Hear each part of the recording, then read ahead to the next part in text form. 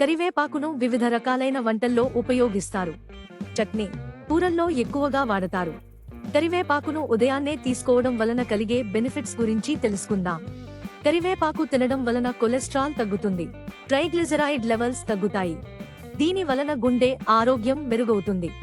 కరివేపాకు తీసుకోవడం వలన జీర్ణేంజైములు ప్రేరేపించబడతాయి. దీని వలన జీర్ణశక్తి పెరుగుతుంది. కడుపు ఉబ్బరం తగ్గుతుంది. దీనితో పాటు గ్యాస్, మలబద్ధకం వంటి సమస్యలు తగ్గుతాయి. రక్తంలో చక్కెర స్థాయిలను నియంత్రణలో ఉంచడంలో కరివేపాకు ఎంతో దోహదం చేస్తుంది. ఇన్సులిన్ సెన్సిటివిటీ మెరుగవుతుంది. కరివేపాకు వలన జుట్టు ఆరోగ్యంగా ఉంటుంది. యాంటీ ఆక్సిడెంట్లు సమృద్ధిగా ఉండటం వలన జుట్టు రాలడం, చుండ్రు వంటి సమస్యలు తగ్గుతాయి. ఉదయాన్నే కరివేపాకు తినడం వలన జీవక్రియ మెరుగవుతుంది. ఫైబర్ మరియు ఆల్కలాయిడ్స్ ఉండటం వలన టాక్సిన్స్ తగ్గిపోతాయి. దీని వలన శరీర బరువు నియంత్రణలో ఉంటుంది.